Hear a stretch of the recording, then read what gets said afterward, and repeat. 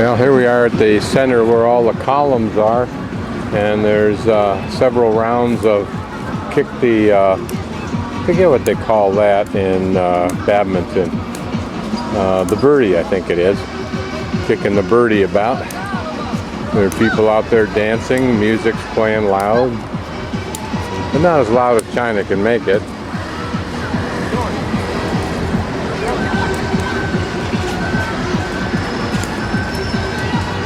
This is where I'll go get something to eat. These are it's a street food, various kinds of it. This is dangerous to walk down through here any other place. A fruit vendor. I have no idea what this stuff is. Ni hao. Jiba? And what they do is have all the stuff on skewers, and then they'll stick it in those pots there and roast them up. Down where I ate last night, since I can, and they'll let me video there while they mess around, I think. Some of these things I don't know what they are. Some are chicken, some I don't know. Don't know what the green. There's some mushrooms. That's good. Maybe cucumbers, I'm not really sure. And then she's going to put them in there and they'll cook them up. Like prawns. Don't know what these are. Somewhere in here is some chicken. This is chicken. These are chicken parts of the leg, I think. Some mushrooms, yes, please. And I had these, which look like shallots or onions. Very small ones, but the whole enchilada goes onto the grill there, and then she'll put some of whatever this is on it, and it's very, very chewy. It takes a lot of chewing to get through it. And over at that one is more of the same, except it's cooked in those sauces that are in those bins right there. And then you choose what you want. You either pick those out, and then up above there's various kinds of things like cabbage and so forth, and those also get grilled. So I'm getting a liberal shot of whatever those things are there too. 谢谢你。不客气。这讨厌。 These babies can come out pretty well seasoned, that's for sure. I'm going to put this in a bag so that it'll all be nice and clean tray for me. So they're very sensitive to that. Not just for foreigners, because I've only seen two Europeans in this area. Saw a herd of Germans up on Jiushan. These are highly seasoned, a fair amount of oil, and a little bit of a tang to it, but not outrageously spicy. Out there are skewers of various kinds of plants, including Chinese cabbage, and you can get this to go. He puts it in a bowl with a plastic bag inside the bowl, and he'll put all the meats and the different selections of things, and I think there are also tofu in there, and you just go through and pick out whatever you want. He puts that in the bowl, then sticks whatever you want there in there to cook in those bins, and then you can take the whole thing on your scooter, as a beautiful young woman last night did. I forgot to look today, but I think all this stuff stays here. It may get covered, but otherwise it just stays here. And this is her and her husband's ongoing business. And there are other similar vendors as you saw, but I think the fact that she's right next to this place right here, which does a land office business in this manner, she does the complementing business in this manner. But she gets the business too. People drop by continuously.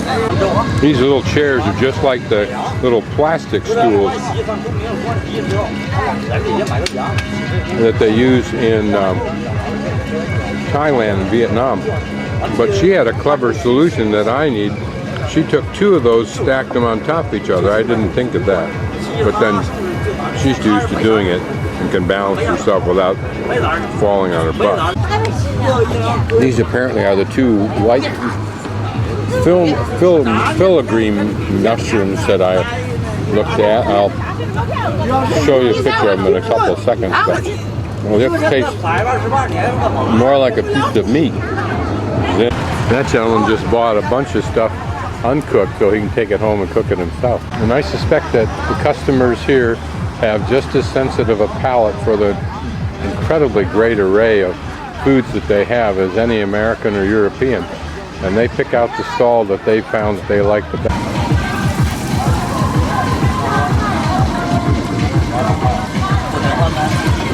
I think these are mushrooms. They look like a different kind of mushroom. Anyway, that's what I have. I love the beat of this music, whatever it is. I don't know if you can see it or not, but this is a giant line dancing exercise going on.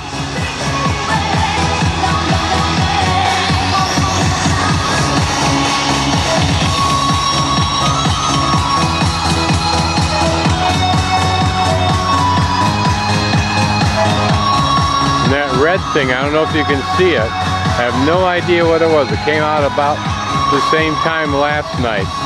It looks like some kind of firebrand in the sky, but I don't know what. I don't know if you're getting it, but the lady in the black is showing the woman in the blue or aqua how to do her step. Variation of it.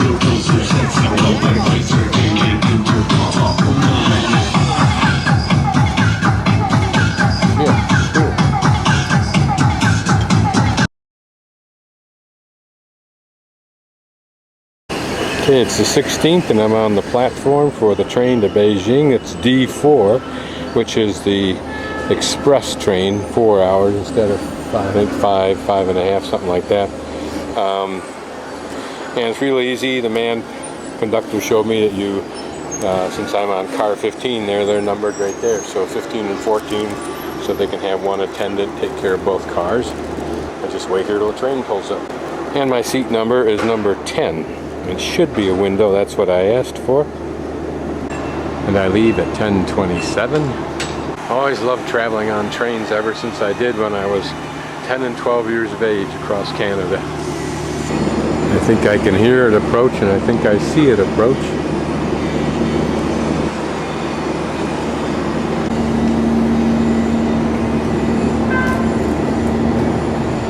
Not like the subway, it slows down faster than the subways do.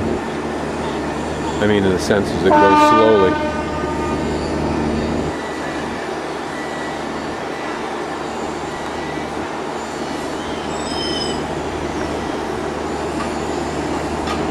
Looks like it ought to be fast, doesn't it? Very lovely train. Got more seat room than regular trains. Looks modern on the inside, to say the least. Different configuration than the French. French normally have booths with a table in between. Here it's more like an airline. Smooth as silk as we roll out of the station. You can feel it pick up speed. I don't know if this is one of the high-speed trains. It may be, but boy, it sure is nice and smooth. China's rivers so far are big and wide. They're shallow, but big and wide, necessitating these bridges on pylons, long bridges.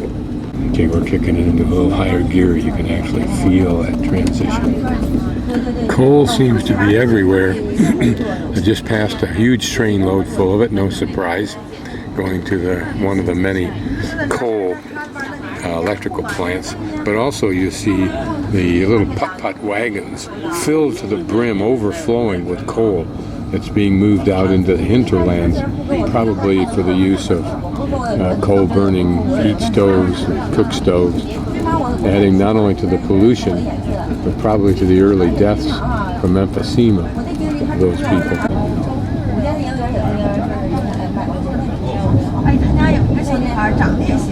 Everywhere cities grow up, it seems like, they thrust up huge numbers of these obelisks, apartments or whatever.